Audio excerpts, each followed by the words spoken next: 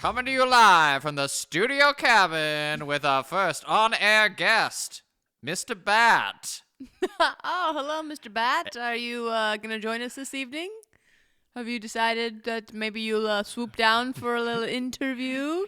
So I have been locked in an eternal struggle with Mr. Bat for the last few days. I've only seen him actually 2 nights ago, but we had a time. It was just Ty alone at the studio cabin. We're staying at Rach's family cabin. Yeah, explain where we are. And this bat was swooping around. The dogs are just like looking at it. They're just like tracking it the whole time. And I'm throwing things at it. I'm trying to catch it with a box. I ended up going and getting a net that you do to like bring in fish once you've hooked them. And none of it worked. And then I lost track of the bat when I was trying to get the dogs out of the room because I'm talking to Rach on the phone. She's like, "Get the dogs out of there!" And so, don't bring me into this. it Like, wasn't this your is my fault. fault. It wasn't your fault. I don't know. So I got the dogs out of there. And when I came back, the bat was gone. Magic. Magically disappeared. And so while we're on the podcast, I don't know what's going to happen. I don't know if I'm facing away from the direction it's going to come. You're not even at a good vantage point. I've got your back, though. Like, I've got to make sure that your back is covered. But then Rach will see it. I have your back covered as well. If the bat makes an appearance while we record, Rach will be the first one to alert the audience. And at that point, I'm going to tell the audience, you need to evacuate. Because I looked up how expensive rabies shots are. Really expensive. Mm-hmm. Yeah, we don't have money for that right now. We don't have money for that. We're gonna have to figure that out. I bought a backpack to make this sound equipment travel. That was the most expensive thing I can buy for the next 2 years. And it wasn't even that expensive.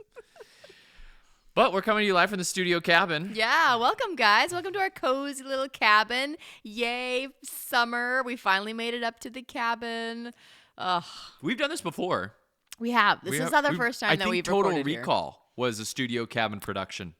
It's really funny that you say that because that's exactly what it was. Yeah? How did you remember that? I just kind of remember recording Studio Recall like down in a bedroom. We're in like the main area right now. Yeah. But So, we're trying out some new equipment. It might sound a little less cozy, a little less warm and snuggly than our normal closet. in the studio closet, yeah. Guys, just bear with us because now you can take us on the road. Yeah. There's no excuse for us not to get episodes to you now. No excuses. Rach, speaking of no excuses, what was the movie we watched this week? Wonderful, Eden. We watched The Rock. Welcome to The Rock. Okay. All right. I need to get this out of the way right away. Yeah, let's talk about that. I watched videos to try to figure out how to do the Sean Connery dialect. And? And the video was suggesting that you drop down into drop into a lower tone here, like kind of fry out a little bit. Okay. And then talk a little bit out of the side of your mouth and then try to do the Scottish. But what I noticed is, winners go home and F the prom queen. I end up just sounding like Gerard Butler. Yeah, it's not working. I can't do it. It's impossible. And what a crazy line that was. My favorite line in the whole thing. What is the line again? It is losers always try, or losers something about trying. It's your favorite quote. You don't even know how it's the winners part. I love the winners part. The winners part. Literally, Johnny Paul and we quote that line all the time. Here, I've got it. Losers always whine. Losers always whine about their best. Winners go home and F the prom queen. You sure you're ready for this? I'll do my best. Your best. Losers always whine about their best. Winners go home and fuck the prom queen. It's so good. Not my dialect, but the line is so good. The line is good. great. Which is funny because I actually can't do Scottish. He's not Scottish though. He's Sean Connery in I this. know he's Sean not. Connery. He's his own thing. He's They do say he's born in Glasgow. Sure. They do say that. Wait, in the lines. Is Glasgow not in Scotland? Yeah, it's in Scotland. Oh, okay. Yeah. I thought we were trying to say he's not Scottish, but No, he's born in no, Glasgow. no. Like, wait 1 second. No. Am I missing something? No, they say he's born in Scotland. Yeah. But he's Sean Connery. Sean Connery just has his own thing. He drops in and out of it so much. He just has his own thing. Every now and then see, I can't even do it. See, I get too far. It's less. Do less. Less is more. Less it's is kind of more. like when Rach do your Nicole Kidman for the AMC commercial and then go watch the AMC commercial and realize how light and subtle it is. Heartbreak feels good in a place like this. Heartbreak feels good in a place like this. Because here they are. She loves to just go a little too hard into it. You're like, heartbreak feels good. Heartbreak feels good in a place like That this. sounds like Kennedy. JFK, you nailed it. If I you ever nailed need to do a JFK. Kennedy, do heartbreak feels good in a place like Heartbreak feels good in a place like this. That's really good. I don't know if you knew this. You've got JFK down. All right, add him to the list. Add him to the list. him to my Put it list on your of resume. Pre-approved. They're like, can you impressions. do Australian? Be like, I can do JFK for sure. Well, Australian? We could get there. This is a little bit, maybe. It's a little I rough. can dance it's a little around rough it. sauce. Oh my gosh. Awesome. This movie is the perfect summers off movie. This is Ty. If you ever wonder, like, what kind of movies, Ty, do you show Rach on Summers Off? It's like, if I can say The Rock, you instantly know what we do. Predator, Scarface, The Rock, Yeah. Goodfellas. Like, those are the kinds of movies that I show you. This is the epitome of your picks. Yeah. The epitome or epitome, however you want to However you pronounce want to say it. Please say it correctly. But Whoever you are. If you're me, you might say both. this was ridiculous. Ridiculous. And I love it. So, Rach, give us The Rock summary. Lead us in. If we've never seen The Rock, number one, stop this podcast. And Rach, don't worry if you've never seen The Rock until tonight, but it only cost me 50 more cents to just purchase this movie on Amazon forever, and so we have it forever. It'll be nice because whenever you go to Amazon to watch something, it's like, hey, you want to rewatch The Rock? Because you got it. We own this movie. We own The Accused. What's the accused? It's the one where Jodie Foster gets raped and she has to go onto the stand and like defend herself because I needed it for film theory. Oh, okay. I did a lecture wow, on it. that sounds heavy. It's a real, her performance is phenomenal. I'm not surprised. She won an Academy Award for it. It's really good. So we own that movie. Oh, okay. We own and a couple And others. The Rock. We own And The Rock. Our buddy's movie about autism. What's it called? We can premiere it here. You Have No Idea. Yeah. You Have No Idea. Mm-hmm. Fabulous. Go Fabulous watch that. film. That's Go watch a that. wonderful film. That's We own that. That's a legit plug. Go do that. Yep. Okay, The Rock. Yeah, what's The Rock about? Allow me to take you on a journey of sorts. So, The Rock. We're referring to Alcatraz. If you Yep. didn't know that is the nickname of the infamous actual prison just outside of old San Francisco. Well, The Rock has been taken over by a group of Marines who are kind of going AWOL a little bit. They're mad that they'd had some secret missions that didn't get acknowledged, and those Marines who fell, they always say fallen. Those fallen Marines, their families didn't get any benefits. So we're going to take matters into our own hands. We're going to grab some warheads, and we're going to grab some chemical weapons, and we're going to maybe hold some hostages at Alcatraz, and we might even blow up parts of San Francisco with our chemical weapons that will like bubble your skin off, essentially. Yeah, pretty much. Bubble skin weapons is Yep. what we'll call them. So we find a bubble skin weapons expert. Enter, What do the bubble skin weapons look like, by the way? Bright green balls. Yeah, for Bright sure. green perlistring balls. Yep. Yeah. I actually love the design.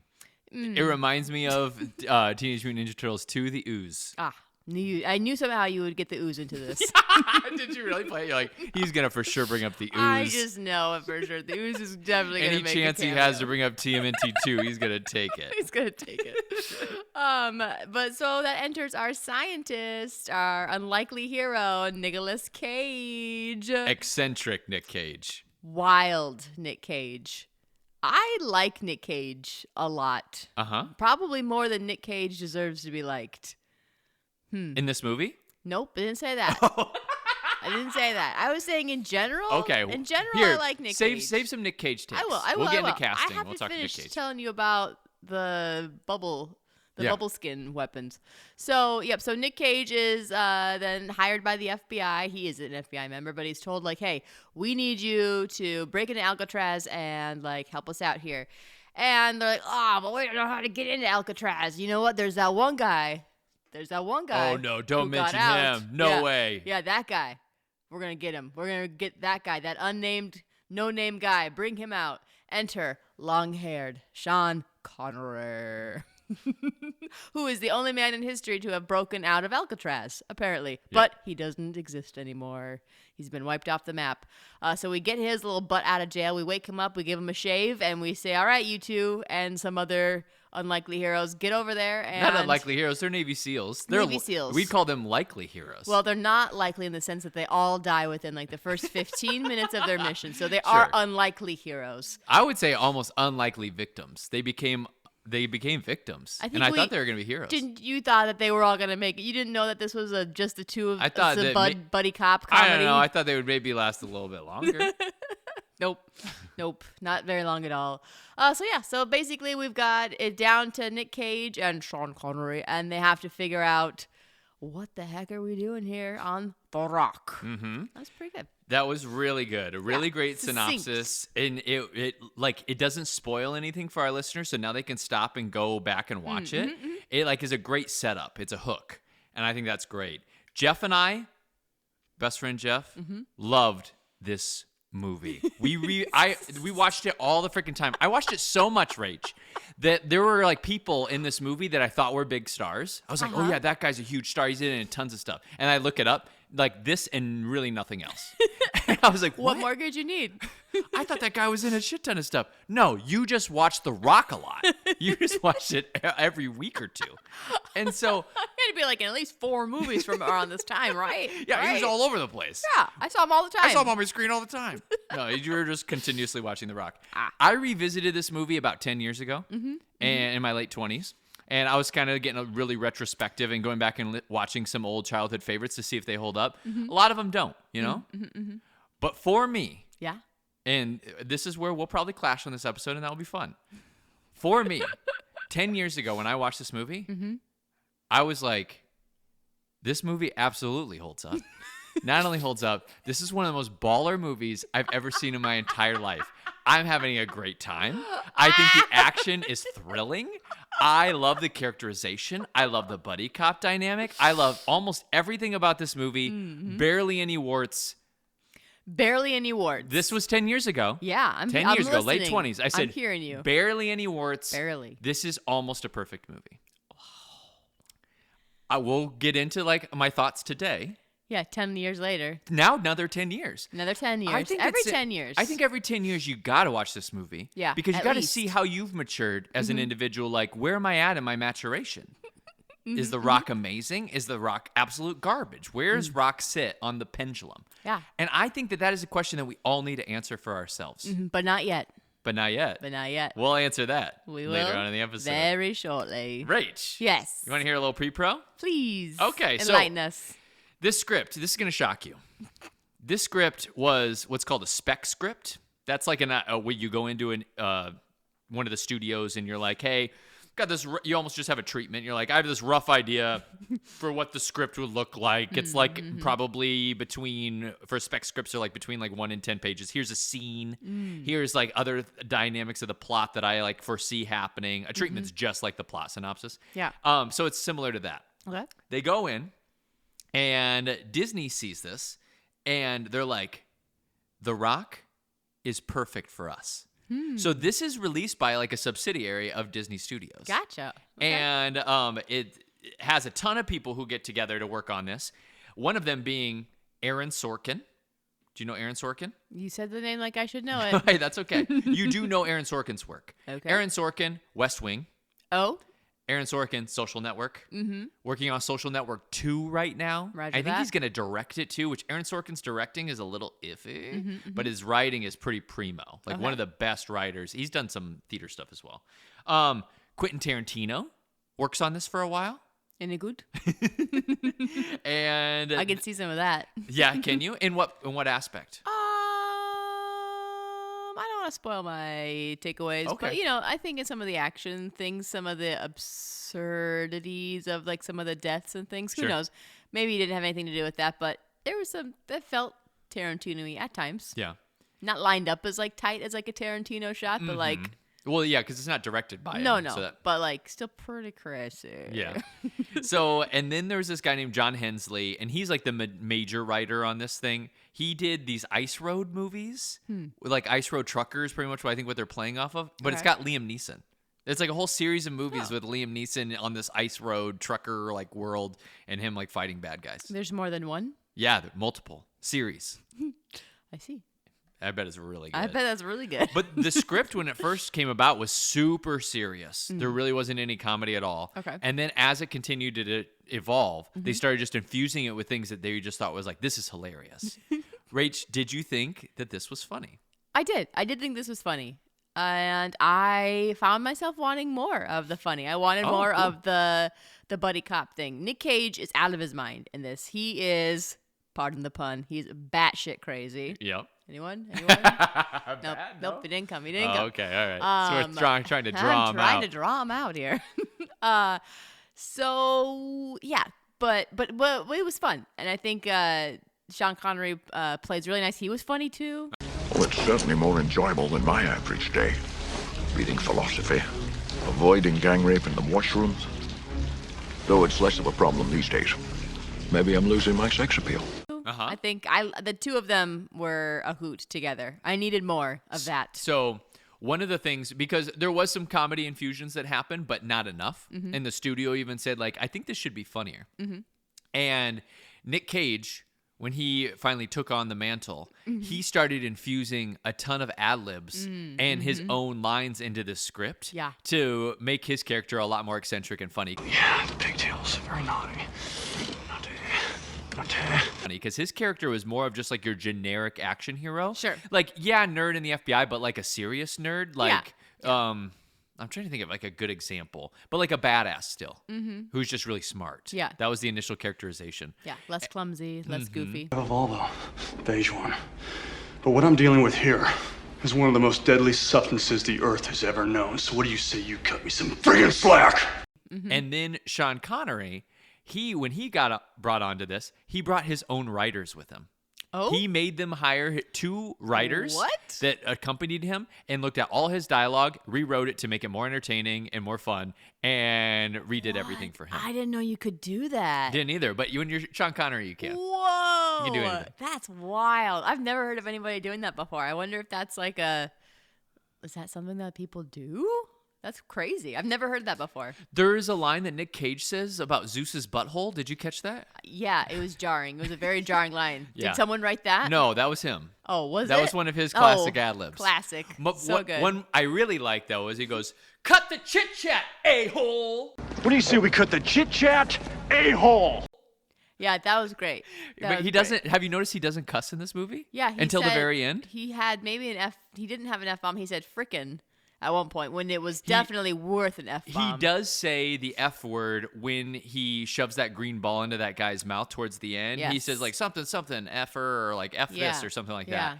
And that's the only cuss that he gives this entire performance. Interesting. In the script, there's actually a ton of profanity. Quentin Tarantino. Uh-huh. And so he was like, no, I think my character doesn't really cuss. I think he's like kind of like a goody two shoes, and I don't think he likes profanity. Even like in life or death situations that wouldn't like arise to it. At I the guess very not. end, he makes it. I don't dislike the arc choice. It's interesting. My friend Ellie, who played Juliet when I did Romeo and Juliet, she's like this. Where there are things that happen and you can tell she's so mad, but she'll say frickin'. yeah. And it's so jarring because you're like, this is an F-bomb moment. Why are you saying frickin'? But It's almost like don't hold back. she's like, oh, frick. What? Why'd you say frick? I don't know. That's just who she is. Huh. So I don't know. I think that's like kind of what he was drawing on. The producers for this were from Beverly Hills Cop and Top Gun, Okay. Jerry Bruckheimer. Okay. Jerry Bruckheimer still does stuff with like Tom Cruise. He's known as like the Tom Cruise guy. Did Top Gun Maverick. Sure. He did F1, National Treasure. And then he has a buddy named Don Simpson. They're like a producing duo. And Don Simpson's who the dedication is to. Yes. In this movie. I think it's at the very beginning.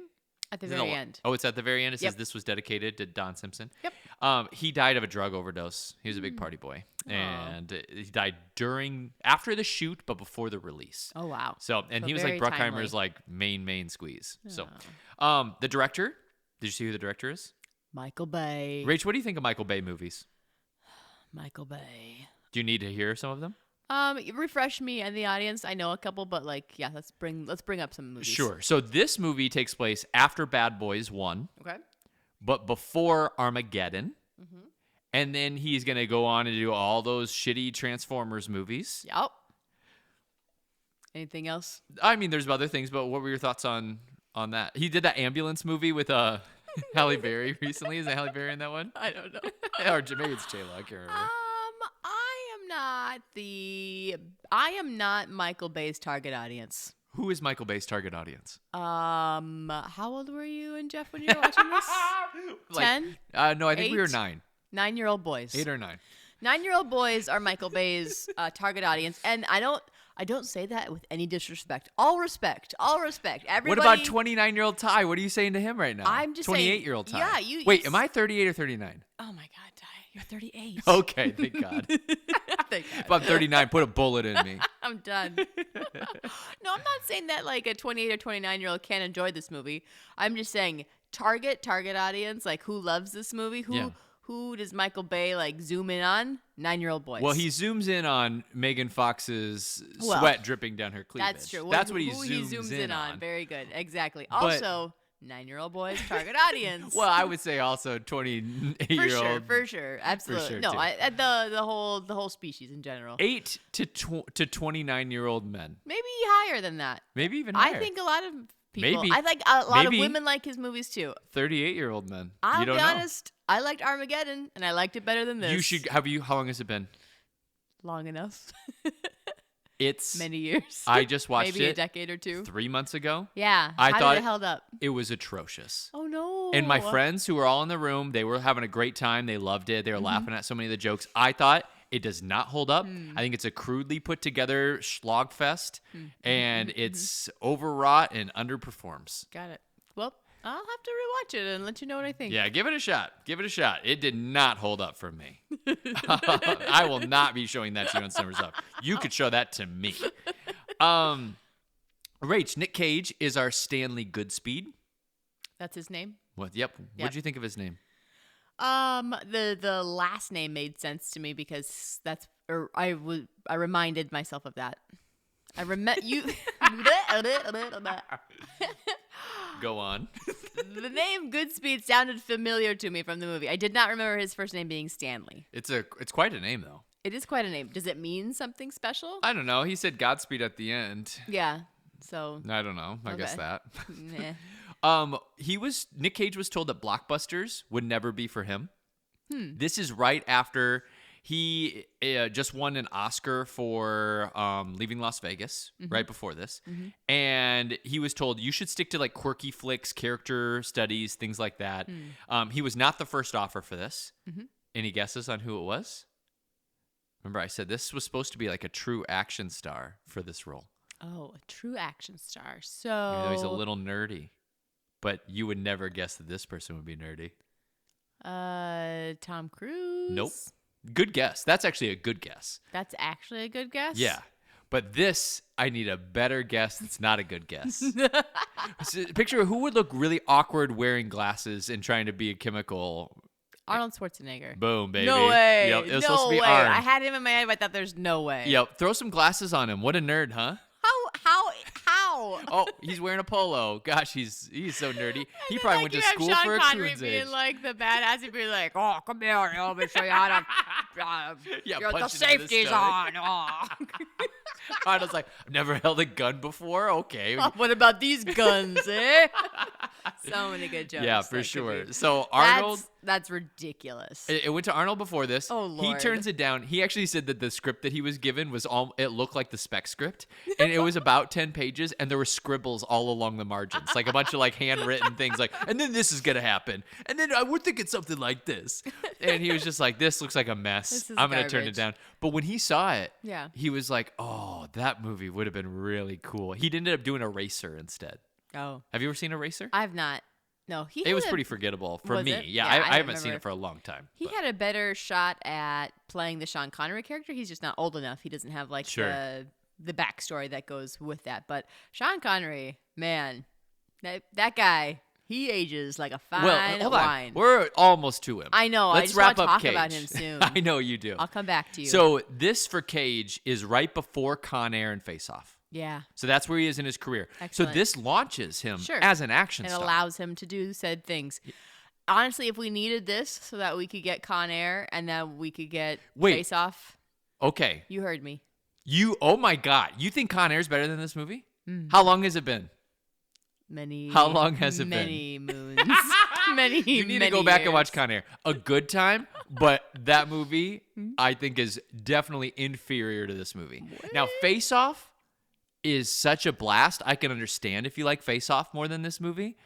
But for me, The Rock takes it over Face Off as well. But man, both movies are fun. That's a night. That is a night. Just like, You've described a honestly, wonderful I would night. start with Con Air, like be eating, cooking dinner or whatever. It's an appetizer film. Kids are watching it. Like, you guys enjoy this. I'm just going Kids. to whip something up over here. Oh, yeah, that's a great line. Oh, Steve Buscemi, you better watch out for him. And then go and start your Rock Face Off double feature. I like it. Which one would you watch first between those two? Well, now I would watch Face Off because I haven't seen Face Off in forever. So Oh, okay. Yeah. Now, or since we did it in Summers Off, what was that, 2 years ago? That was, or maybe just- 3? yeah. I think 2 Yeah. years ago. Great time. Great time. So Nick Cage, you haven't seen this movie in a long time, and if we do rewatch it, I think we're gonna have to summers off about it because it's the 50th anniversary. Cage says that he based this character off Richard Dreyfuss in Jaws. Does that mean anything to you? Oh, really? He's pretty eccentric in that movie. Yeah. And Dreyfuss is really smart. A little kooky, a little crazy, funny. Yeah, he's very funny. Dreyfuss outlandish. is very funny. Interesting character study.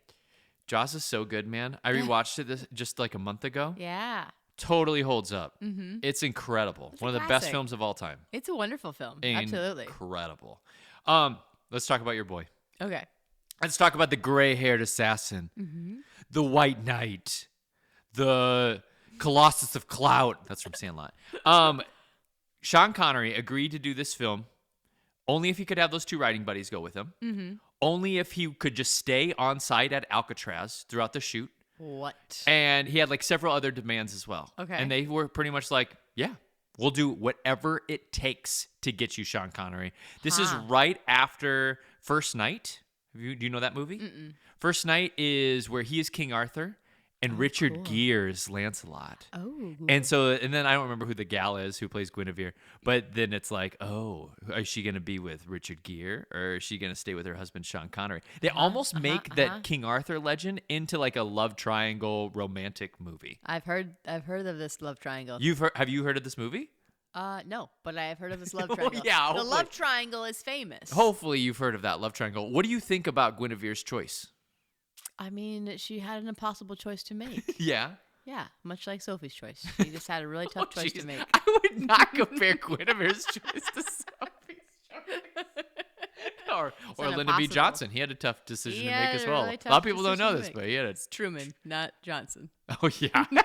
That's right. Great. That's another Good job, joke for another history day, everyone. boy. And so he is right after First Night. He's right after, I've showed you the trailer to this movie, Dragonheart, Dragonheart. where he plays a dragon. When are we watching Dragonheart? Dragonheart is When? a trip. Tell me when, and I'll be there. I'll be ready for it. But you gotta Yeah? tell me. I need some warning. What would you rather watch between First Night and Dragonheart? Oh gosh, that's tricky. Because I'm actually like genuinely interested in First Night. Yeah. From the story standpoint, but that trailer of Dragonheart, just I can't stop thinking about it. Do you remember who he plays opposite of? Who's the knight? No. Everybody's favorite Republican, Dennis Quaid. You know what I was gonna say? Is it Mel Gibson? No. I'm trying to think of someone who looks like decent with long hair. Yeah, he does. He looks charming, and he's a good. Dennis Quaid's a really good actor yes. too. Yep, I can see it now. So, and this is right before Entrapment. Did you ever see Entrapment? I saw pieces of it, not the whole thing. Oh, Is that Catherine Zeta? boners for Okay, CZG or CZJ. Catherine Zeta-Jones rocked my world in that movie. That was the first time I'd ever seen her. Yeah. And I remember as being a little kid, and I was probably around 10 at that point. And there's like moments where she's like doing like backflips through like lasers and stuff that he's trying to, or through like strings with bells because he's trying to teach her how to like infiltrate things. I think he's also like a spy, like infiltrator in that movie. And I was just like, Catherine Zeta, you can have my heart. Rach, what do you think of Sean Connery in this film? I thought he was spectacular. I thought he was great. I needed more of him. Have you ever seen a Sean Connery performance that you did not like? No, never. I haven't either. I don't even think it exists. Show me it, and I'll be like, well, I can that's show your you choice. movies that kind of suck. Like League of but Extraordinary Gentlemen is a mess. But him in it? I think he's fine. I think he's still good. I'm gonna say, show me where he sucks in it. I can't. I cannot do that. You can't do it. You can't do it. It's impossible. It's almost like saying like, oh, you can watch a bad Michael Caine movie, but go show me a movie where Michael Caine's bad. Like, there's just certain actors Sure, that I like it. it's tough to find. Like, I don't know. Is Christian Bale ever truly bad? There's movies I don't like that he does, but like, is he bad? No, he's What do you always say? he's always good to amazing. I don't know. He can't get below a 6, really. I like it. Yeah. So I mean, there's just certain actors on this planet that exist like that, and I think Connery's one of them. Mm-hmm. Let's talk about Ed Harris. Ed Harris. Rach, General Hummel, an American hero, someone who is trying to better the lives of those who lost their loved ones. A man fighting for the heart and soul of America, a true patriot who's trying to reinstall what it means to be an American in this country with honor, dignity, respect.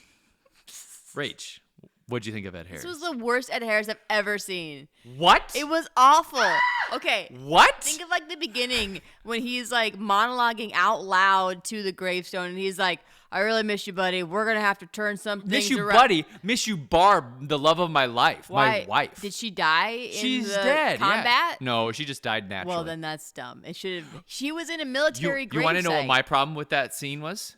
Him like verbally like saying out loud No, everything. that was not my poorly? problem because What? I've been talking to dogs for the last 2 days while you were gone. It's different. So, Different with and I've been dogs. trying to talk to the bat as well, try to lure it out with my beautiful voice. So, no, my biggest problem with that was there was a grave that said, a dear wife or something like that on it, which would be paired with a dear husband right next to it. Yeah. But then they pan out and there's a line of graves. There's no room for him. It's a military gravesite. Yeah. That's why it's not his She wife. should have been in a normal grave. Nope. And there should have been room next to her for Ed Harris to eventually go.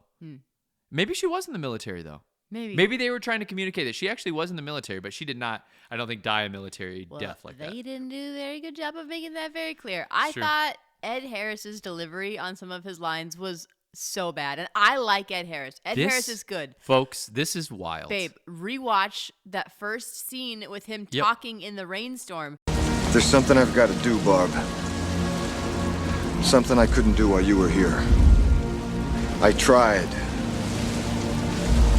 You know I tried everything, and I still don't have their attention. Let's hope this elevates their thinking. But whatever happens, please don't think less of me. And I thought it was... Tell me that that's grounded or that makes any sense. I what thought he's saying. it was Heathcliff romanticism. No. You watch Wuthering Heights, and you see him wandering around, muttering to himself in the woods, yelling at rocks and trees. And that's okay while it's storming and the wind is howling and his hair is tossing. But all of a sudden, Ed Harris just wants to make a respectful visit to his wife, have a conversation with her, and... Okay, let me ask you this. End of Gladiator. When he goes back to the Coliseum, the black guy, who was up for Best Supporting Actor, he takes the little figurines, and he covers them up with sand, and he goes, I'll be joining you soon, my friend, but not yet. Did that really bother you? No. Because it was a good delivery. Ed Harris's delivery, not just in that scene, but like the whole beginning half, like Ed Harris is not good in this. He's not good. Crazy. You're jaded. You need Maybe to I am. watch it again and like take it from an acting perspective, not the 9-year-old boy. How much I love this film and I watched it like 80 times. Yep. Think of it from his delivery. It's not good. I think I literally wrote down Ed Harris. Man, this guy is so good. Here's how many O's there are. 1, 2, 3, 4, 5, 6. When? Good when, doesn't when have he's multiple yelling, O's, when they're all just but- yelling at each other and they're like, Oh my God. You stand down. You stand down. No, you stand down. You Okay, stand down. here's what I'm going to say. You're going to hate this take. Yeah, I'm ready. I love that scene with my whole heart. Cannot give that order! I am not going to repeat that order! I will not give that order! What the hell is wrong with you, man? Stand fast! Yeah. The shower scene Yeah. is one of the best scenes in movie history. No. Listen no, to these notes. No. Here's the no, notes I no, took. I'm no, going to read them no, out loud no. to you. I took this at the time. I say, the shower scene, exclamation point. Next note.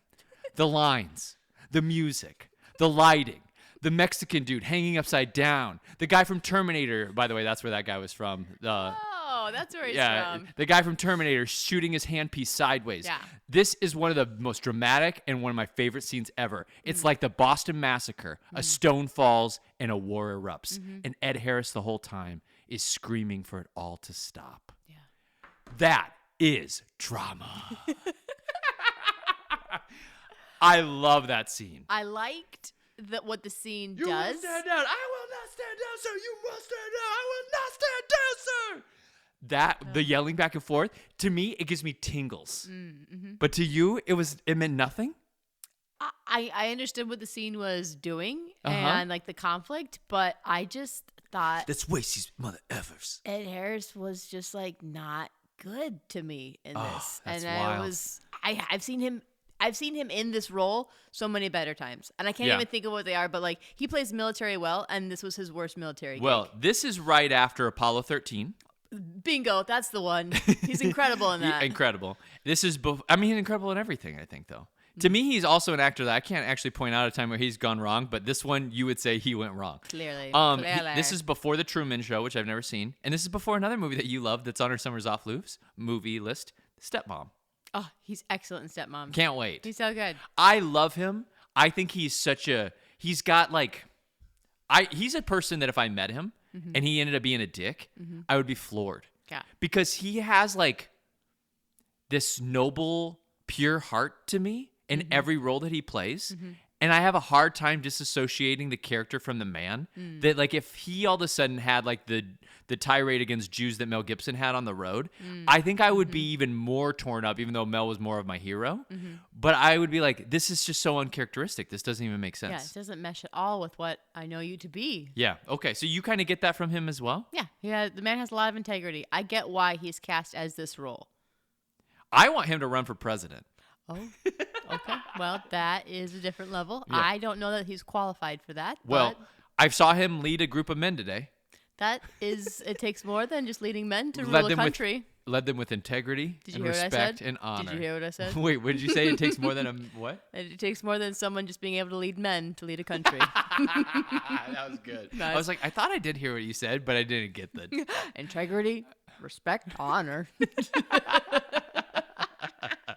Yeah. So the guy from Terminator, that's Michael Biehn. He returns to Summers Off after being in Terminator 1. He played Kyle Reese. He was actually in that scene. They had actual Navy SEALs. I don't know if they were, I'm guessing they were retired Navy SEAls, but they had actual Navy SEAls that he was leading into that scene. And so that they could get all like the protocols right and everything. And he was freaked out. He had like a mental breakdown on set. What? Yeah, he's talked about this in interviews. And Michael Bay had to kind of coach him through it and like calm him down. He said he was freaked out about a lot of things. Number one, Sean Connery was one of his heroes. Yeah. And he was going to be like working with him and All for the a time. prolonged period of time. And then he was supposed to look like the leader of all these SEALs. And he's like, how am I going to look like a leader to these guys who know what they're doing? And so he just Oh. kind of had imposter syndrome and it got in his Sad. head and kind of effed with him. I thought you were going to tell me because Alcatraz is haunted and he lost his mind because of that. And I thought It's that like would The be Shining. very interesting. Yeah. Yep. But that's not where we were going. He looked like, what's his name? Who's the Winter Soldier? Who's really Bucky? Yeah, but what's the actor's name? No one knows. No, everybody knows. He's like, He just got up for an Oscar this last year. For, Stanley Sherman Stanley. Is any of this ringing a bell? Sherman Stanley is not ringing a bell. No, it's not that. It's something like that. Hold It'll on. come to me. We have to figure this out. Stanley. Everyone's yelling at their radios It's right not my now. fault. I wasn't gonna bring it up. I didn't know his name. I never bring up Sebastian Stan is what I did. Hey, that Stanley was loading. Sherman. I didn't even see it yet. Oh, I got it while it was loading. Stanley. What'd you say? Tucci? Sebastian Stan. Sebastian Stan. I Sebastian thought he Stan. looked a lot like him. He did. I actually thought it was a younger him. You I thought it was he Sebastian can't- Stan. He said he can't be younger because this was made at this timeline. Doesn't make any sense. So I knew it wasn't him, but I thought the same thing. That's so funny. It's like, nope. Wow. Time machine does not work that way. So the studio wanted to film this in sunny old Los Angeles, but Michael Bay convinced them, we got to film almost all of this On site. on Alcatraz. On site, you crazies. What Yep. are you talking about? I think that's pretty cool. Yeah, we got to make sure we get the mine shaft that's underneath Alcatraz. We got to make sure we get all of that. This will make you love Michael Bay even more, and about who he Why appeals was there to. a mine shaft, Ty? That was a joke. Why was there a mine shaft underneath Alcatraz? You know, the funny thing is, they wanted that mine shaft scene to be a lot more. They wanted to build like More? bigger tracks, and they wanted to have like more like set pieces where they like come off of one rail and onto another rail, almost like. God. Did you ever play the Donkey Kong game? Looney Tunes. Did you ever play It's the Looney Donkey Kong Tunes, game? Ty. The- No, I know what you're talking about. But the though. minecart Yes. segments, that's what that Yes. reminded me of. Oh my But they gosh. wanted to, jump the rail to the next course, rail, of kind of course like they Indiana did. Jones and the Temple of Doom. 9-year-old boys. It makes sense. Oh, listen to this 9-year-old boy quote from Michael Bay. I wanted to film on Alcatraz. I wanted to have it on the island because that is just so bitchin'.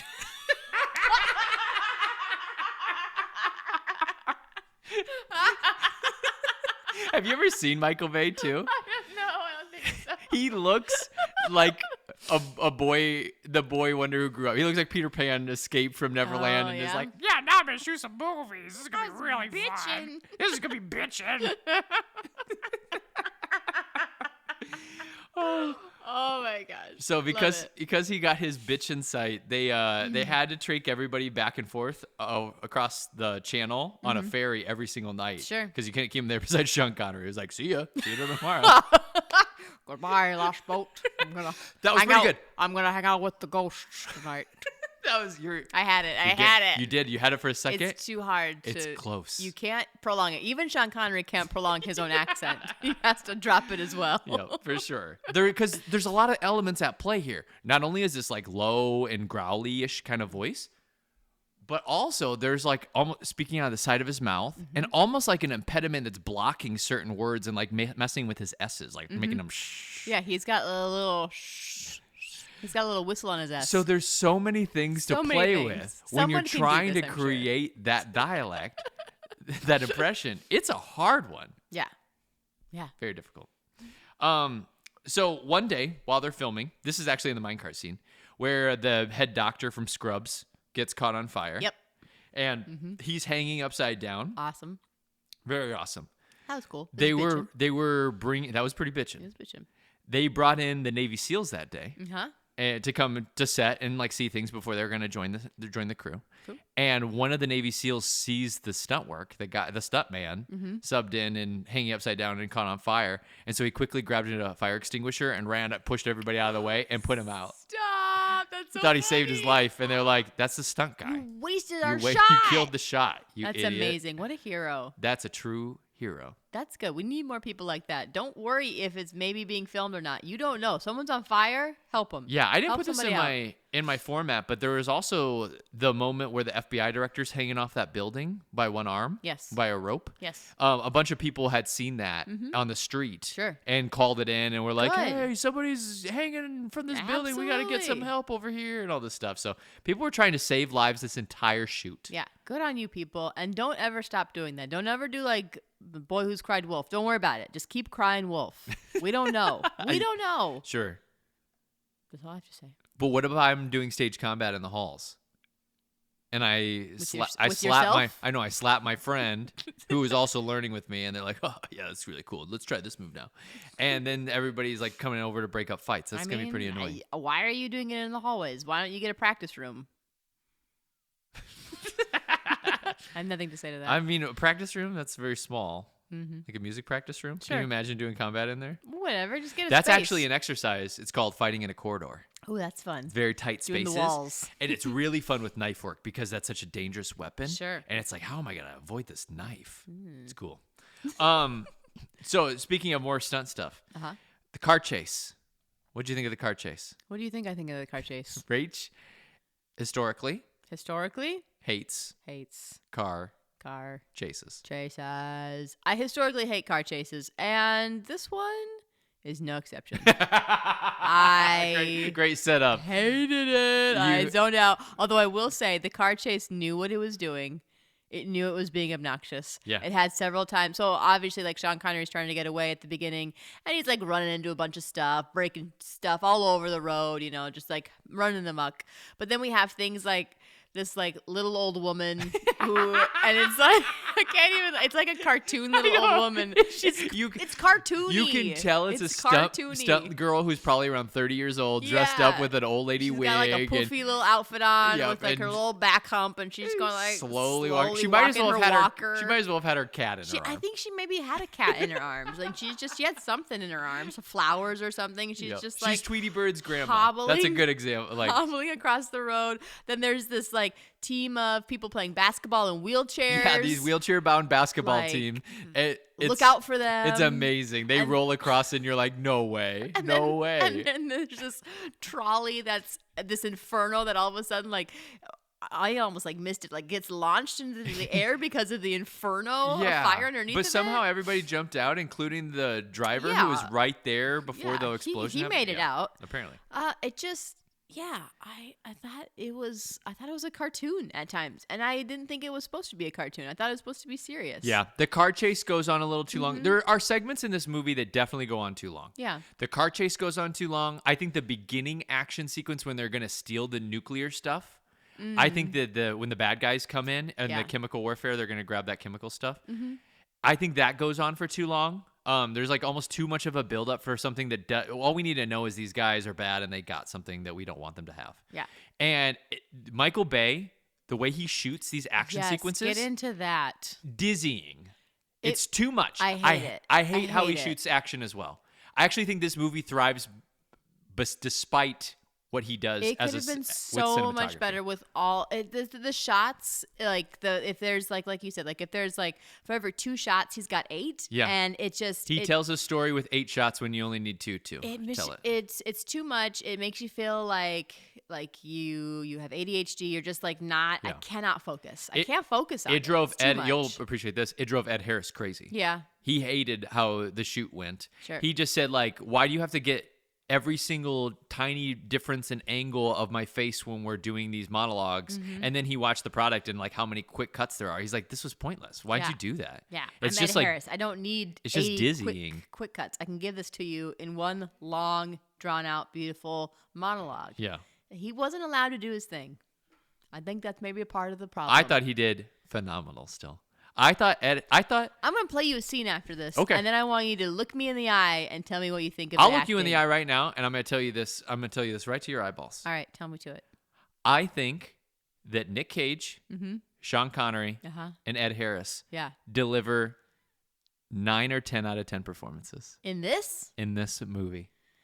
This, for me, is my favorite Nick Cage performance. Oh my gosh.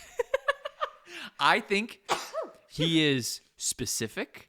I think that he is playing with idiosyncrasies that to me felt like real still. It didn't feel like it was just like Nick Cage going off the deep end. I actually liked the idiosyncrasies. I felt like he was somewhat under control still. And I thought everything made sense to me. Yeah. And he found comedy through little tiny nuances of like his character not knowing what to do. I think his performance still works. I know you don't agree. There are times when I would agree with you that I liked his unlikely hero, but there are times when I think back to when he is sitting on the couch and his like girlfriend comes home and the dialogue there and like how he delivers it. I think it's so, I don't know. It's bad writing. Sure. It's part of it. And I just like, I don't believe a word out of his mouth and I don't think it's funny. But I do like him. When he and Sean Connery are opposite each other, it's fun. And if I had more of that, I could go along for this ride for more. But I didn't get as much of that as I wanted. Sure. Yep. I agree with you. That's when the movie really hums for me. Yes. Is when they're buddy copying. Fun.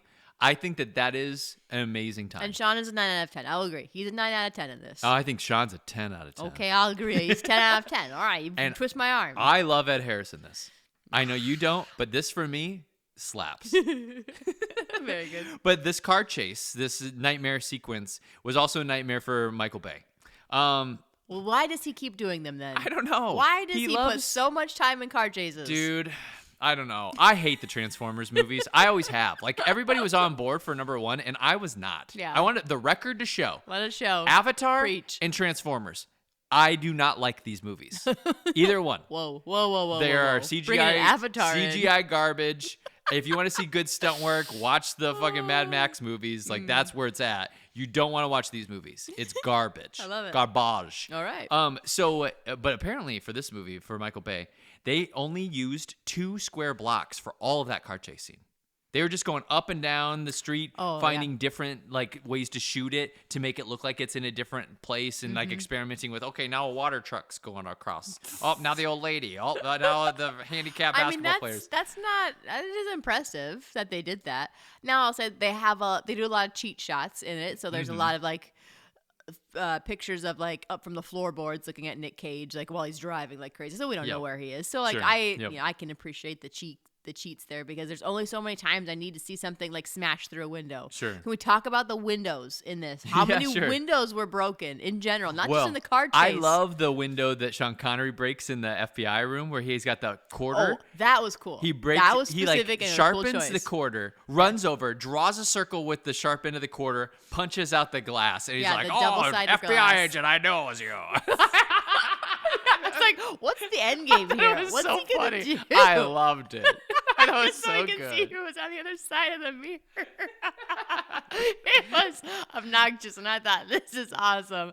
But no, I just mean just general, like, driving through, throwing through, smashing through windows. Yeah, for sure. Oh, my gosh. Lots the of broken glass. The Lots of glass sugar bills glass. would be ridiculous for this. So in order to shoot those 2 square blocks, Yeah. San Francisco has all kinds of special regulations and stipulations to Sure. shoot in their city, and it's really, really tough to do, especially in downtown. Sure. So they All had to those get hills. 5,000 signatures from everybody along those 2 square blocks. Oh, my gosh. They had to agree to give all the occupants valet parking so they could get to and from their homes still. Safe your homes. And they agreed to do all of their dry cleaning. What?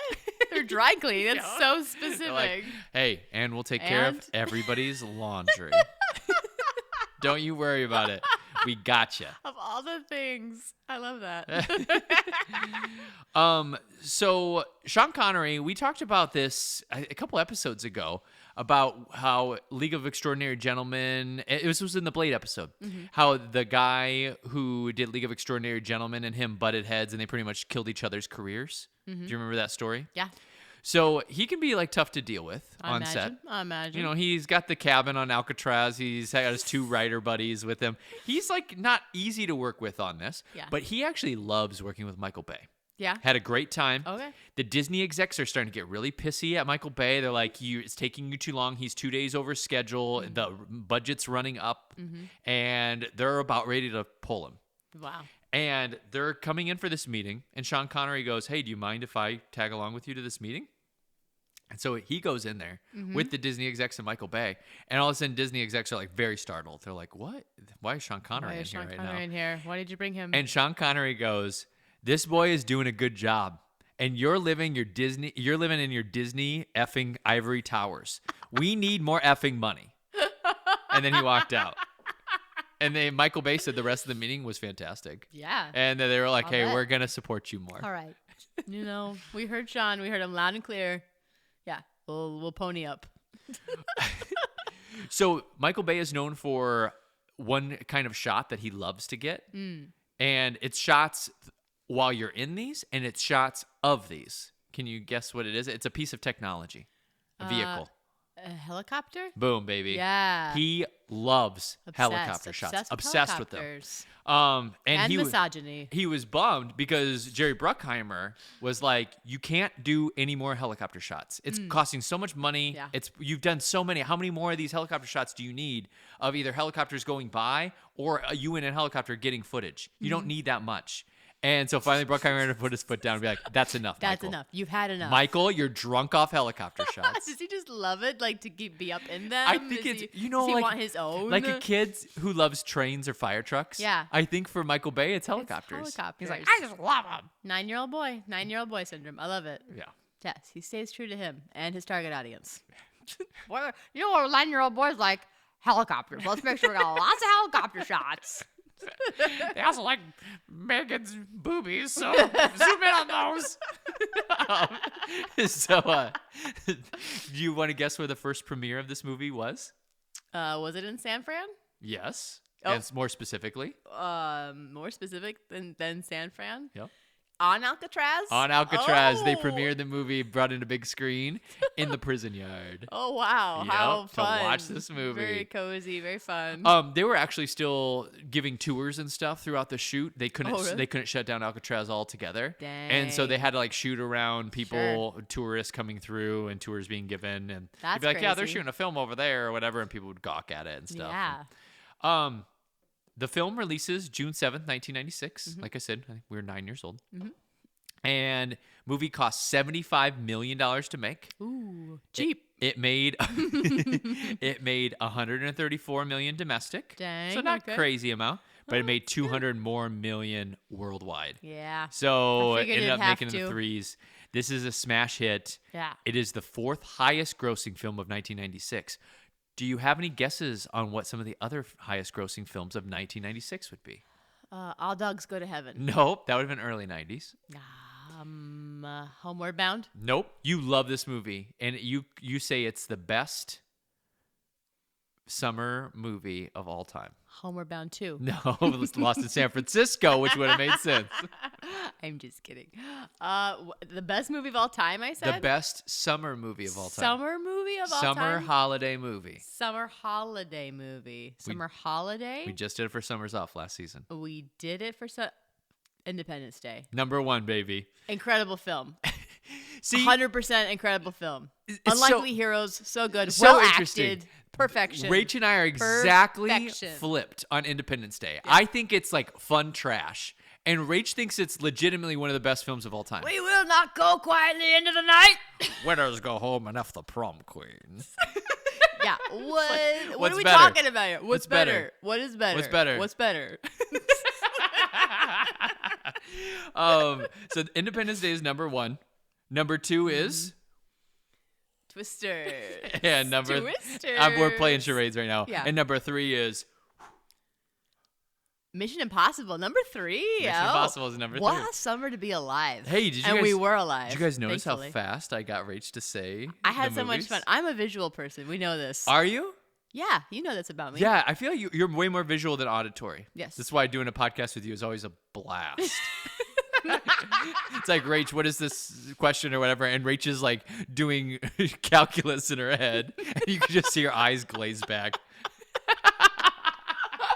Come on, Rach, think. Think about it, Rach. I can't, Come I on. can't. And the more you press her on it, the more I watch her mind, the clouds It like just come like in. freezes up. Freeze.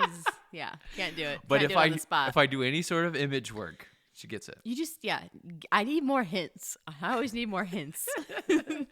So this movie actually released at number 1, beating Mission Impossible. Okay. And Twister. Wow. And Sean Connery's other film, Dragonheart. Dragonheart was around this time too. Yeah, they came You're out the same kidding summer. me. It dropped to number 2 the next week because it lost to Cable Guy. Rach, have you seen Cable Guy? It's been a long time. That is a weird It's film. a weird From what I film. remember, weird, but strangely kind of hypnotic. Like, Provocative. yeah, you can't really look away. Jim Carrey's best, they say. It's not bad. It's pretty intriguing.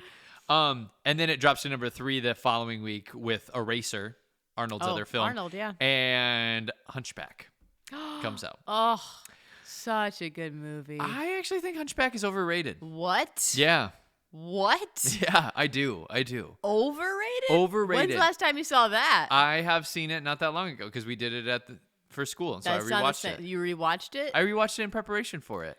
I think that Out There is an amazing song, but I don't really like hardly any of the other music in it. Wow. And I think it's dark, which should be cool, but for some reason, It's heavy. it doesn't do much for me. Victor Hugo doesn't do much for you? No, You're not a big Vic Hugo Not a big fan? Les Mis guy. Yeah, the big like French Revolution guy. No, Okay, I that's actually cool. love Some Victor. people don't I love love- history. I Some people love- don't like Paris. I get it. I love Victor Hugo. Love him. Love him? Love him. Would we? We don't have to love him. but, Hernani, like, love him. Ever heard of it? Great play. I have heard of it. I don't know it, but I've heard of it. Hey, nanny, nanny, nanny, Hernani.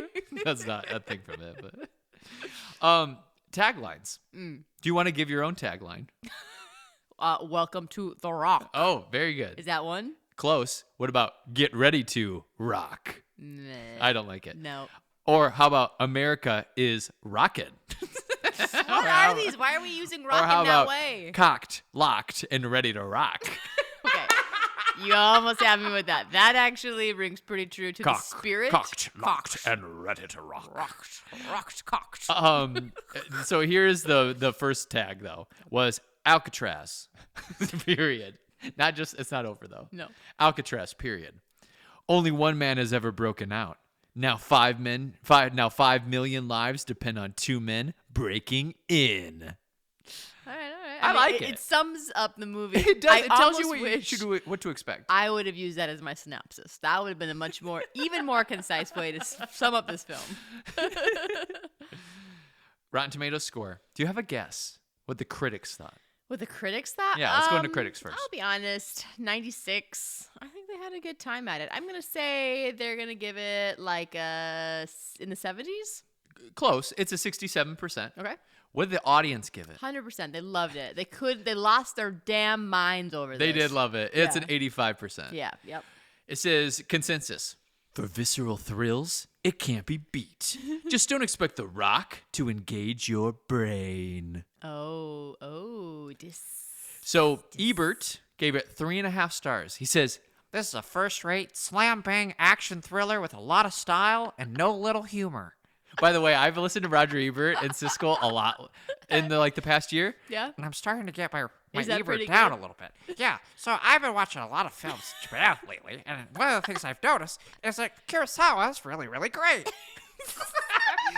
And Siskel's always like, yeah, so I'm kind of pissed about everything. He's like the pissy one. And Ebert's like, yeah, but there's a lot of great things to talk I about. love it. Love it. This gets nominated for an Oscar for Best Sound. Okay. And Sure. then Cage and Connery win Best Duo at the MTV Movie Awards. Oh, that's fun. Did they accept it? They did, and they kissed. Oh, amazing. Yeah. That's even better. Just like I the love it. best kisses. They just, did it just as well. for fun. I love that. That's not a true story. Don't pass that to your friends. Don't pass it on. I actually didn't write down any negative reviews. Not a single review. I couldn't exists? find any. You couldn't find any? I figured you can deliver yours, and that we'll call that good. That's the first negative review You this didn't even movie's know I was gotten. going to have a negative one, and you still don't even know. I might surprise you. Okay, yeah, that's true. Okay. The guy who plays the president in this movie, Yeah, he was a little chubby. he was. He also plays the president in Armageddon, 2 years later. No way. Yeah, and so these movies actually exist in a Michael Bay universe, the MBU. Whoa. Isn't that crazy? I like my presidents to be I want them to be a little rounder, but not that round. Sure. You know, there's a build type that I prefer for my TV presidents. I don't need them to be hunky. You don't need to be have a 6-pack. You're the president, for God's sake. Yeah, you don't have time to you work got out. things to do. Yep, for sure. But you should be a little overfed. Okay, Just a just a little. tiny bit. Just a teensy weensy bit Obama overfed. was never really had it. He didn't have a overfed look ever. No, that's true. He did not. He's an exception. Yeah, he loved to play basketball though. Yeah. So this guy who played president, one of the things that I wanted to mention to you, not really about him, but I was actually surprised when I saw him because I didn't remember what he looked like. But when they show the chief of staff, he's like a young gun guy and he's kind of an idiot. He doesn't really know what's going on and he's naive and stuff. Yep. I was like, this came out in 96. And so this would have been after the first term of Bill Clinton. We're going into second term. And one of the things with the Clinton administration that they always got harped on was that they were pretty much like these hicks from Arkansas who'd had very little experience, didn't really know what they were doing, a bunch of young Democratic technocrats from even supporting California and all this stuff. And so they were all these kind of young guns. And when I was watching this chief of staff, I was like, I wonder if this is a shot at the young gun Clinton administration. Maybe. Yeah. Maybe. Maybe it was I just, like it. I like that or you thought that. could have been Michael Bay was like, oh, I want to cast my friend in that role. Could be. Could have been that as I well. want to see a young 33-year-old play this chief of Rach, staff. what'd you think of the score? It's Hans Zimmer. I saw. You saw it was Hans Zimmer already. Yeah, Okay. I saw that. It popped up. It piqued my interest. Yeah, what'd you think of the There Hans are score? times when I thought it was really great, and then there were times that it tried to do this this Scottish Yeah. air. I hated all the Scottish tunes. Like a little Sounded little like I was in the Shire. fairy- Yes, I was gonna say, what movie did we just watch here? This post explosions. Why is that the following sound right now? Yep. Just because Sean Connery is Scottish, that doesn't mean that we do that. That doesn't No. fit. It doesn't fit. Yeah, not at all. It was so bizarre. And then there were times in the patriotic music too that I found myself getting pretty annoyed. Sure. But that shower scene music, go back and listen to the score in the shower scene. Oh, I bet that's pretty good. The score in that scene is phenom. You know why you don't like it? Why? Because it reminds you of politics today. A bunch of dudes just yelling at each other. That's probably what you really didn't like. Maybe. But to me, it feels like home. Yeah. Yeah. You That love was the it. 90s. You love it. That was the 90s, babe. It was not my favorite Hans Zimmer score. But to be honest, like I don't think he's super great outside of epics. Yeah. He has problems. Like Mission Impossible 2, messy score. Was it? Kind of shit. Okay. Yeah. Like one of my least favorite scores. He literally copies lines of music that he had just used in Gladiator the year before. And then tries to like Mission Impossible them up. Goof 'em And up it's a like little bit. that's the same line of music that you already did a year ago in one of the most perfect scores of all time with Gladiator. Maybe he got stuck. I think You know? I think And maybe you take it- your next project and do a my little buddy bit. Johnny was talking about it because he just revisited MI2 as well. And he said it's actually comforting to hear that the greats can have these kinds of you get stuck kind of mentality Yeah, as you well. kinda just, They like, can repeat also yourself get a like little bit. creative blocks Yeah. and get stuck into For their sure. previous work. There are about 1 billion mistakes in this movie and impossibilities. And Michael Well, Bay let's says, begin. with every challenge, he says, who cares? Some of the things that people don't like is they're like, why is Alcatraz shut down, but there's still like flames and like things churning the whole time. And then like the planes that are dropping the bombs, those planes don't drop bombs. Oh, They like shoot missiles, but they don't drop bombs. Those are bomber planes. that would make sense. I guess I should know that. But they kind of shot like a missile type thing, didn't they? I don't know. He kind of drops a bomb though. Like I- they fly over top. Oh, they do. They and do. they I drop a guess. bomb You're that, right. like, I guess it explodes. doesn't really have a target on that missile. So it is. Did you more of like a when bomb. Nick Cage just went flying instead Oh of getting my incinerated? God, at the end, and he just like happens to like jump off far enough that he lands in water magically somehow, and then magically Sean Connery dives in after him. Like, come on, it's not even in the world of reality here. But I like that sequence. I think it's thrilling.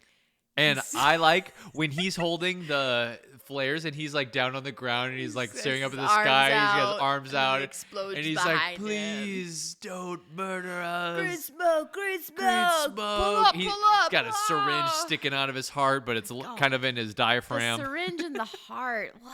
What? Oh my God. That's science, babe. It's You don't. science. You need to read some research articles Yeah. about that. I do. Those I exist. need to educate myself. Yeah. So yeah. don't come for that science unless you know what you're talking It's about. just when we put all the things, much like the car chase, when you put all the car chase tropes in one car chase, it just gets to be a lot, right? It got to be a lot. Yeah. Yeah. Well, you know what would have been a lot? What? As if Michael Bay got his wish and he continued doing these movies because he wanted The Rock 2 to The come Rock out. 2? It was going to follow Sean Connery, but it got stuck in pre-production and it could not get out. Oh, that's too bad. Yep. Rach. Oh, actually, I left a couple movies out, and I have a segment down here I actually forgot about. Michael Bay draft time. All the Transformers movies, all the way to 2017. He did. He did this. He did Bad Boys. He did Armageddon. He did Pearl Harbor. I forgot about that one. Oh, why? Don't forget that one. That one's great. What's your favorite? Out of those? Yeah, I mean, and this. probably Armageddon. Get out of here. I'm not trying to make you mad, but it's probably Armageddon. You need to go back and rewatch it. You need to go back and listen to Aerosmith. Do you remember that song? Yeah, I do. Don't wanna miss It's a an amazing thing. song. It's an amazing song. I did a ballet routine to that. That was our Good. recital song one year. That was a great We choice had by them. black dresses. That's how important Look, that music was. I don't want you to confuse this. I am not attacking the Aerosmith song. Okay. When I attack Armageddon, I am attacking its plot, its acting, Mm. its everything that do with production, how it is shot. It's everything is garbage. Mm-hmm. But I am never going to attack Aerosmith. Okay. I want you to know that. I feel better now knowing that. Thank you. You want to know what's crazy? I think for me, because the Bad Boys movies are fine. I don't really care though. For me, I think it's this movie, and then I think it's Pearl Harbor. Pearl Say Harbor. it with me together. Pearl Harbor. Pearl Harbor, everyone. It gets such a bad rap. I'll go on a limb, and I've been doing this. This was before I got good married. time. This is not Ty trying to get frisky with his wife later by saying what she wants him to hear. we can't do that. Actually, I don't care. You do whatever you we're want. on restriction. We don't need anyone don't to get know. to do that. That's TMI. That's TMI medical stuff. So I love Pearl Harbor from the moment it came out. You loved it? I thought this movie is fantastic. It's mixing war, romance, the broship, bros being and the bros. whole "you're gonna have a baby." No, you're gonna have a baby. I love that shit. Yeah, I know you do. I quote it still pretty frequently. As you should. We literally went to Hawaii probably just to see Pearl Harbor and then where it was filmed at. I'll be honest, we should have watched that movie in preparation for our travels. We were missing some things. Yeah. Yeah. I think I would have gotten a lot more. And then Kate Beckinsale is so freaking hot. Mm-hmm. Gosh, Catherine Zeta-Jones, Kate Beckinsale, it was a time to be alive. It was the heyday of hotties. Rach, Yeah. I'm going to tell you a story. Okay. Listen to this. The Iraqi intelligence briefing that happens in the UK, back like around Operation, and it's not Desert Storm, but around the Iraq operation, where the UK is deciding, are we going to get involved in the war? They've got spies, undercover agents, who are in Iraq at the time. They're feeding the British intelligence. And they get this piece of intelligence about the anthrax, chemical warfare, things like that were being transported, and these little green balls that then could be put into missiles and could be shot at people. And they had even showed them pictures of the green balls, of the missiles, of everything that could be used to transport. This agency was. This agent is like feeding this information back to the British government. I don't know if it was a foreign agent who was working with the Brits. I don't think it was a British agent. I think it was a foreign agent who was in Iraq. And the Brits are like, oh my God, we've got this massive problem on our hands. Could have major chemical warfare. We're deciding whether we want to get involved with the United States is saying that they have chemical weapons and weapons of mass destruction. We're getting these pictures of these little green balls that have like this anthrax thing that's going to like just devastate populations. I think we're going to get involved in the war as well.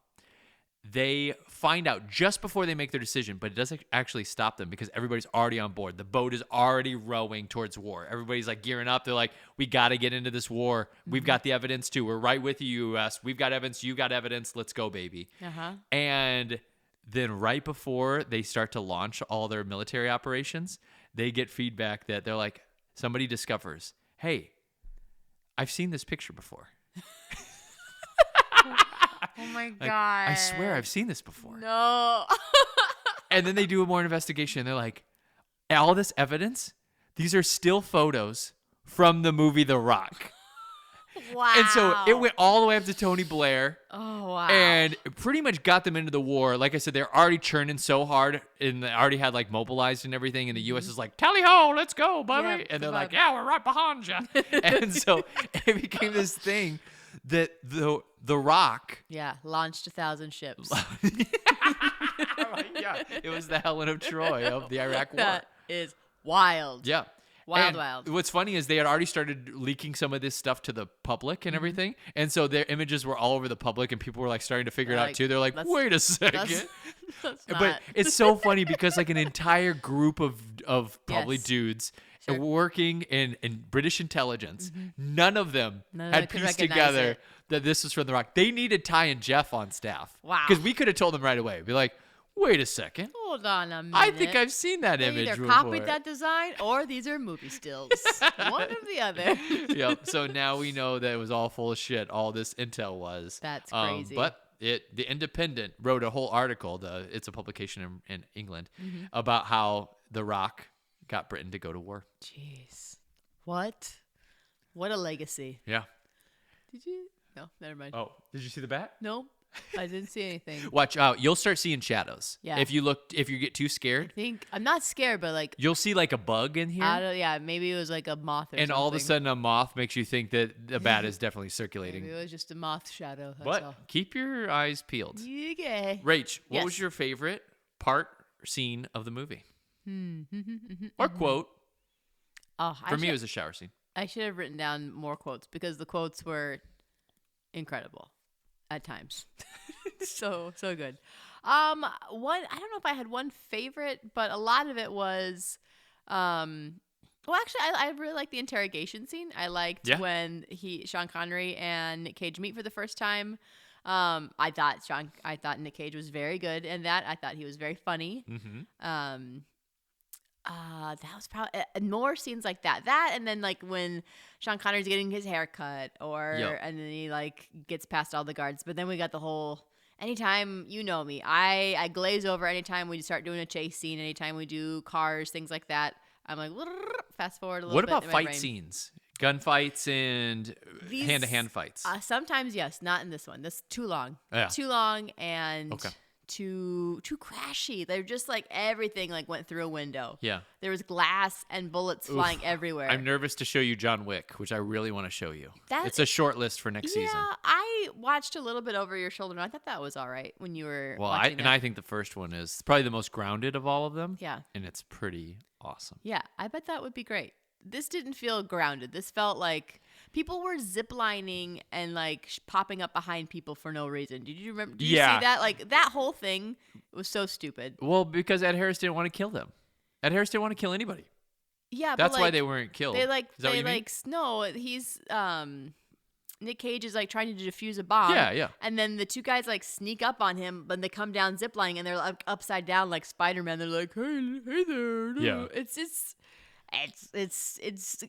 cartoony. I was thinking this was gonna be like real. Like real. Then and I did not set this up correctly I for don't you. think it was set up correctly for me. I thought this was like a legit serious movie, and it felt very cartoony at times, and so I was not always in the mood for the cartoon. I wasn't shenanigans? in the What mood for kind the of- mine shaft below and running on the What roller kind of coaster. action movie are you referring to when you say real? I don't know, like MI1. MI1 wasn't cartoony. MI1 can be a little cartoony. It can be. Think about the copter. I could Think about take- the whole last sequence in the subway. That's right. And That's then what all it the felt William like. Dafoe stuff. It felt like it was that, but for more of this movie. Yeah, I wanted that the beginning whole last stuff. like That's a good point. 30% of that movie is clowny. And that's all I wanted. I could take a little bit of clowny, but I Sure. felt like a lot of the action stuff felt very like. It's just too much. It was Michael Bay. Ugh. But you like Pearl Harbor, I do like Pearl Harbor. and have you seen it But recently? that's war. That's different, Ty. I saw that about War is 10 years different. ago as well. Those battles look different and feel different than these like small room battles. What do people hate about Pearl Harbor so much? I don't know. I can't speak to it. I want to know. Write in. Tell me what you hate about Pearl Harbor so much. Why does everyone come so hard for Pearl Harbor? Yeah, I wanna know know like that. we don't all like love Ben Affleck. I get that, but like let's take him out of I mean, it. he's pretty good. Him and Josh Hartnett have great chemistry as buddies. Sure. But even Kate if you Beckinsale's hated him, hot to just try. take him out of it. And like, what do you hate about it? And I don't get it. Yeah, I want to know. I want to know. So you never said what your favorite part of the movie was? The interrogation scene? Yeah. That was your favorite part? Yeah. Okay. Any time where the two of them like could talk and like have Yep. like some fun like witty repartee back and forth, I thought Sure. that was really fun. I wanted them to talk more.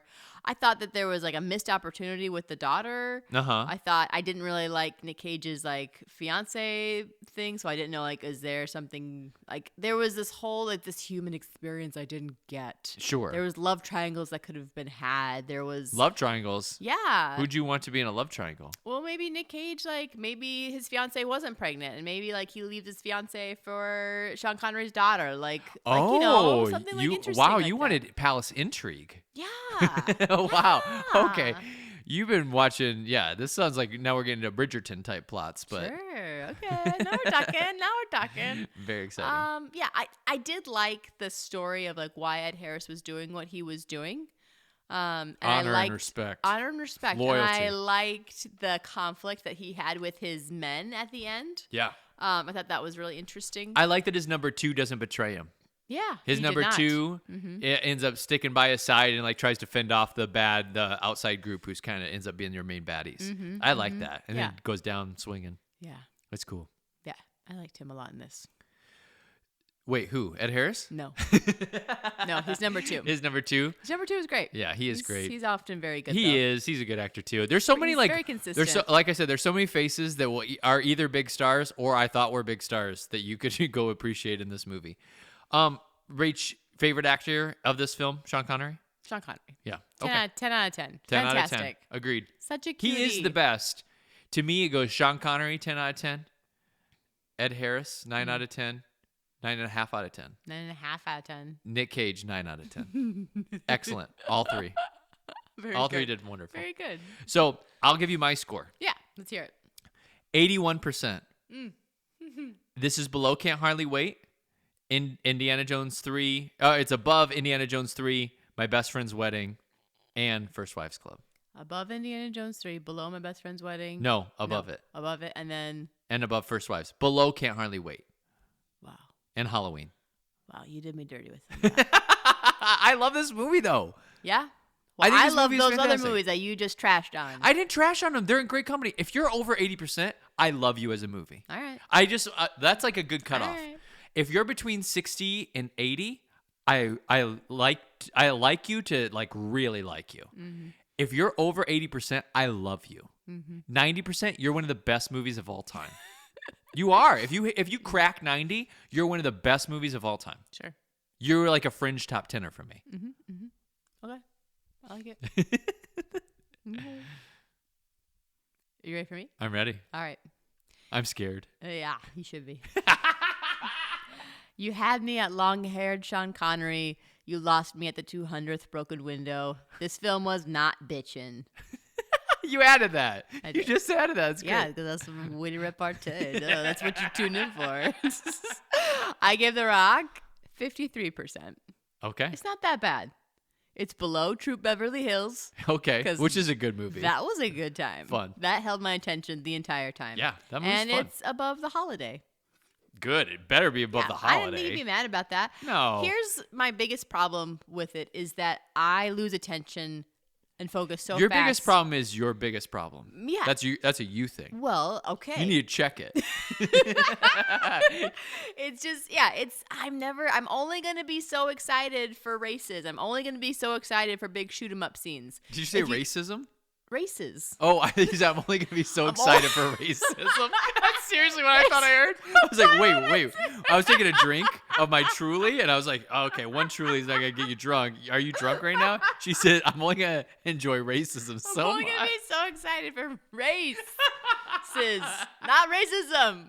We're not excited for racism. Please do not misquote me. I'm only gonna get so What excited a for racism. terrible soundbite. Yeah, that you better be was. careful if you run I'm for trying not office. to say it again. That's gonna I come don't back wa- to haunt I don't want you. anyone to grab that clip. Do not grab that clip. That's not. I did not say that. Racist car chases. It's a me thing.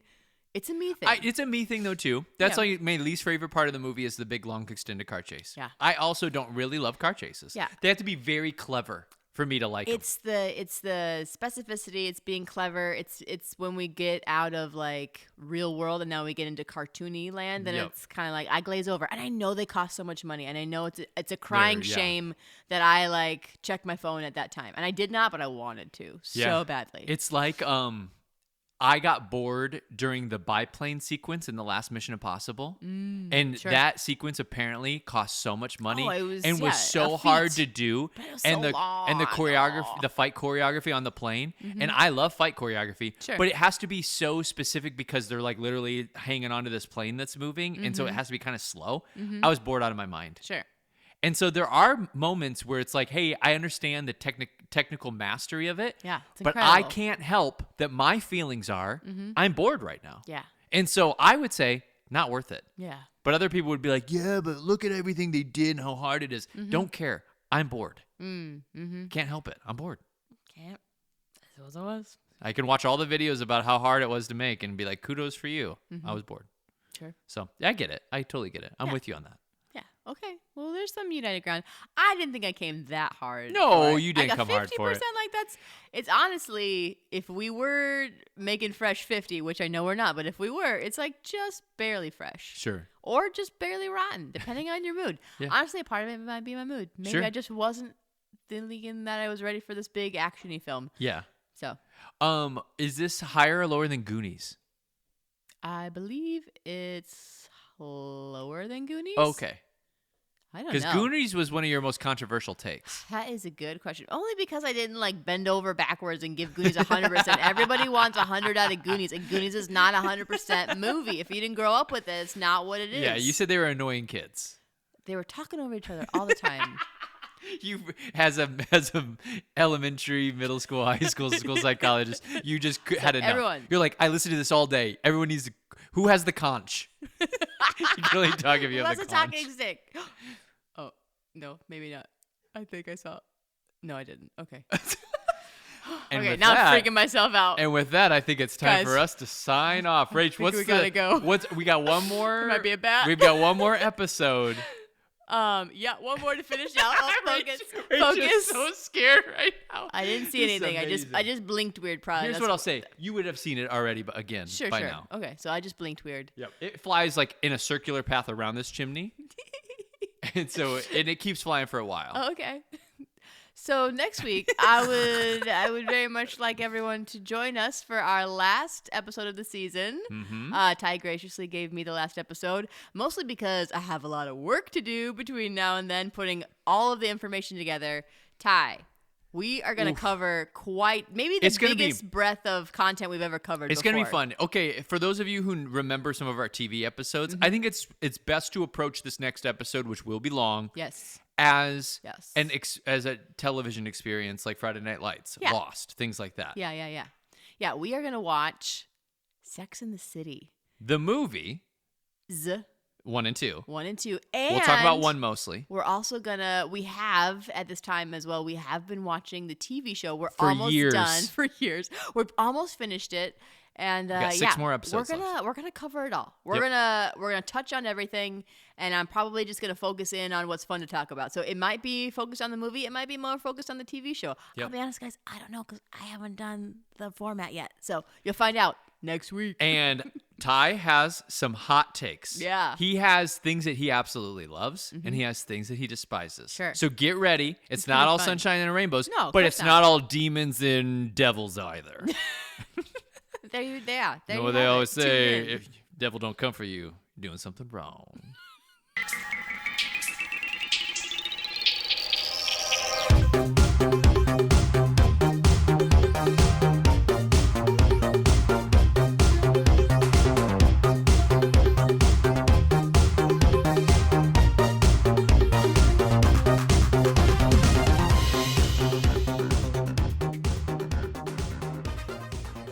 Oh, this from a neck standpoint. We'll I point feel it like down. Oh, you are pointing it down. I'm very short. Do you need a pillow to prop you up? To boost me up? Yeah, just a tiny booster seat. I need a little booster seat for this. Rach, you're so far away from me right now. Hey, how are you down there? I'm so good. How are you? Oh.